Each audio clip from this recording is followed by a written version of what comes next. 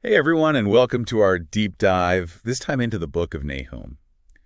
We're going to unpack one of the most intense books in the Old Testament, Oh, yeah, definitely intense. maybe even one of the most overlooked. Yeah, a lot of people skip over Nahum, but he doesn't mess around, does he? He dives right into this prophecy of destruction. Yeah, aimed right at the Assyrian Empire and their capital city, Nineveh. Right, Nineveh. It's Yeah. like the center of all this.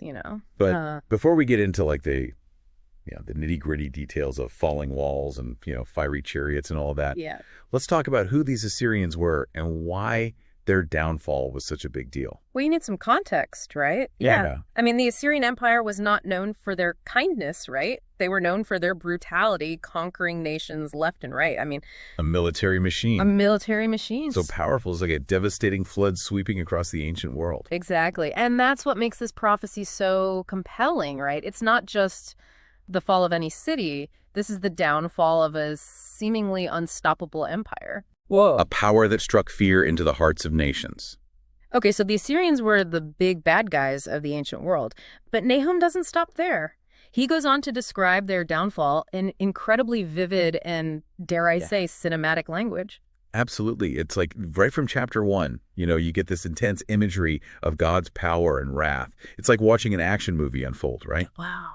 Nahum describes God marching out in a whirlwind mountains, trembling before him, and his wrath being poured out like fire. Wow. It's incredible. That's some serious imagery. Right. It's definitely not your typical Sunday school lesson. No, not. But it grabs your attention and paints a really powerful picture of God's judgment. But it's not all doom and gloom, right? There's also a message of hope, particularly for the people of Judah who had suffered under Assyrian rule.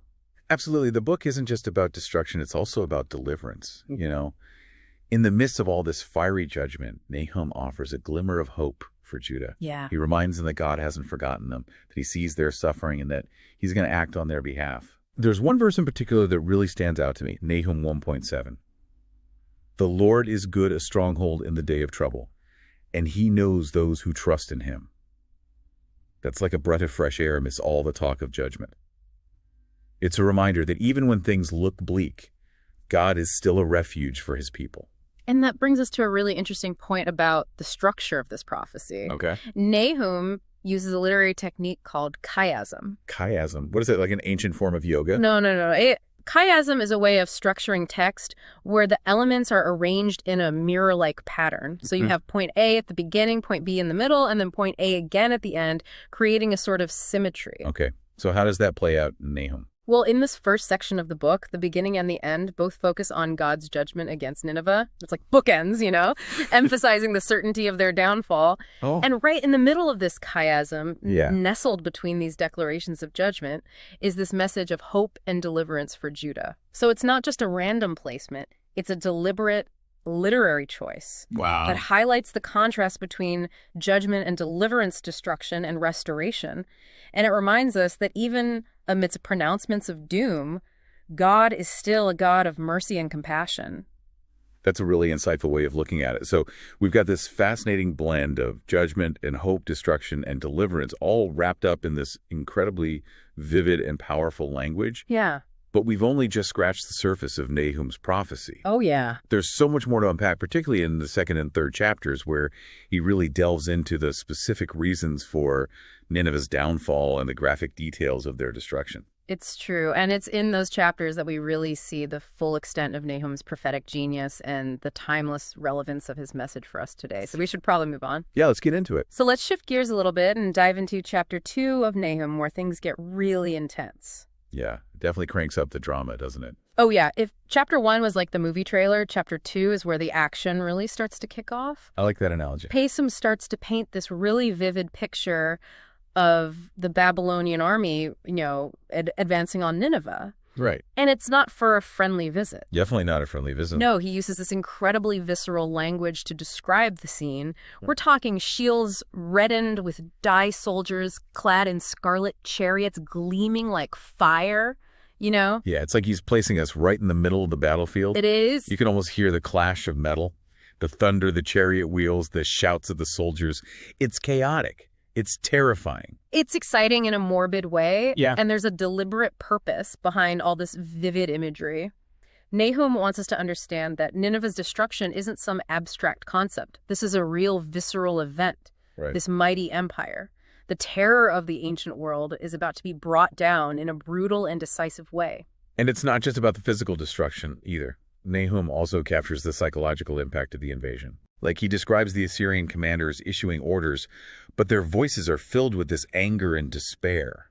They know the battle is lost. Yeah, they know they're completely outmatched. Their once impenetrable defenses are crumbling before their eyes. Right.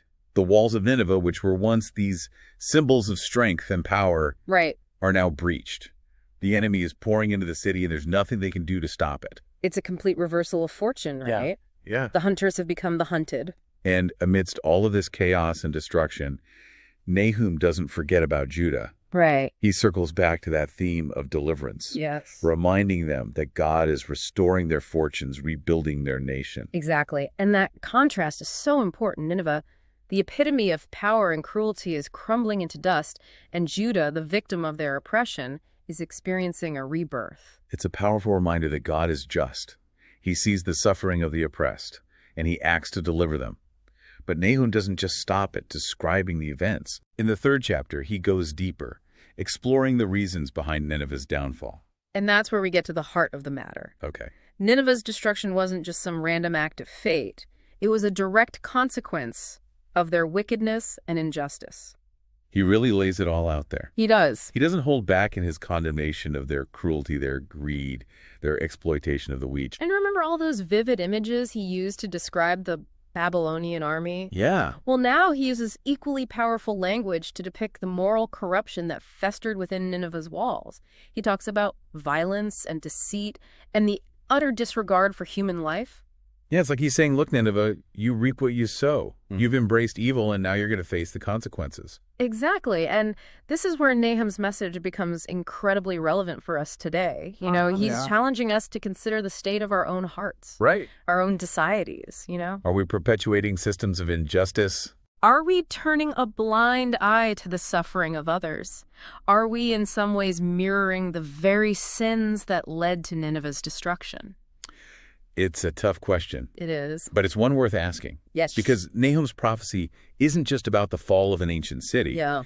It's a timeless warning about the consequences of unrepentant sin, and a powerful reminder that God holds all nations and all individuals accountable for their actions. And it's within that context of accountability that we have to grapple with some of the more difficult aspects of Nahum's prophecy. I'm talking about the graphic descriptions of violence and suffering. Right.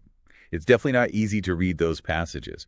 How do we reconcile those descriptions with our understanding of a loving and merciful God? It's a complex issue, and I think it's important to remember that Nahum is writing from a specific historical and cultural context, a world where violence and warfare were commonplace. So we have to view his words through that lens. Yes. Understanding that the language of the time was often brutal and unforgiving.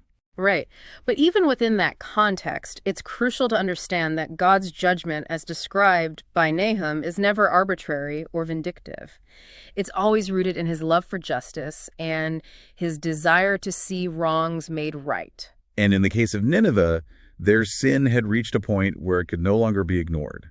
They had become a source of immense suffering and oppression. Their actions had consequences, not just for themselves, but for countless others. Yeah. And so while the descriptions of their downfall are certainly disturbing, they also serve as a stark reminder that God takes sin seriously. Absolutely. Our actions have consequences both in this life and in the life to come. But there's another important layer to Nahum's message. Yeah. He's not just focused on punishing the guilty. He's also concerned with the restoration of the innocent. Yes. Remember how we talked about Judah's deliverance amidst Nineveh's destruction? Right. That theme of restoration is woven throughout the entire book. It is, and it speaks to a fundamental truth about God's character. He's not just a God of judgment. He's also a God of mercy, compassion, and restoration. He tears down the wicked. But he also rebuilds and restores those who have been broken. And that brings us to a really interesting question. Okay. We've been talking about Nineveh's destruction as a consequence of their sin. But what exactly were those sins? What were the specific actions that led to their downfall? That's a great question. And to understand the answer, we have to dig a little deeper into the historical and cultural context of the Assyrian Empire. Okay, so we've established that Nineveh's sins were pretty egregious, but what exactly were they? What did they do that was so awful? Well, the Assyrians were known for their brutality and cruelty. Right. They built their empire on violence, conquest, and oppression. Yeah, we talked about that earlier. They were like the bullies of the ancient world, picking on everyone around them. But what were some specific examples of their wickedness? One of the most disturbing aspects of Assyrian warfare was their deliberate use of terror tactics. They would often mutilate and torture their enemies, both soldiers and civilians, as a way to instill fear and discourage resistance. That's horrible. Like they were trying to break the spirits of entire nations through sheer brutality. Exactly.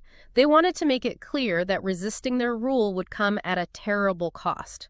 And this wasn't just limited to the battlefield. Right. They would often deport conquered populations, scattering them across their empire to prevent any uprisings and to assimilate them into Assyrian culture. So they were systematically dismantling entire cultures and communities. Yes, they were essentially trying to erase the identities of the people they conquered. And this was all part of their grand strategy of domination. It's like they wanted to control not just the land, but the minds and hearts of the people as well. And that's where the issue of idolatry comes in. Okay. The Assyrians worshipped a pantheon of gods, right, with their chief god being Ashur, a god of war and conquest.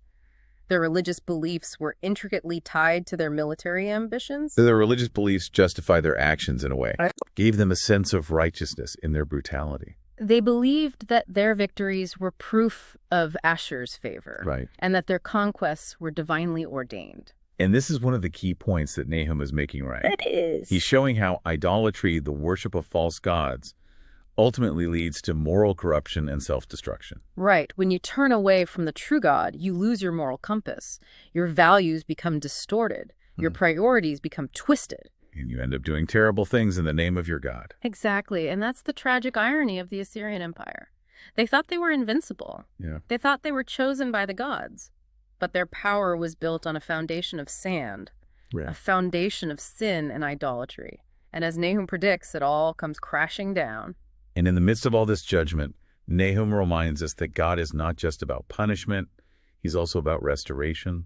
He's about bringing healing and wholeness to those who have been broken. And that brings us to a really important question. How does Nahum's message resonate with us today? I mean, we may not live in a world of conquering armies and city-sacking sieges, but the themes that he explores are still incredibly relevant. That's right.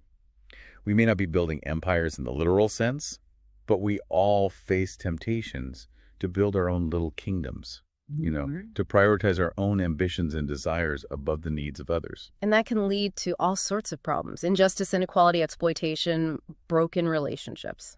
So Nahum's message is a call to examine our own hearts, our own motives, our own actions.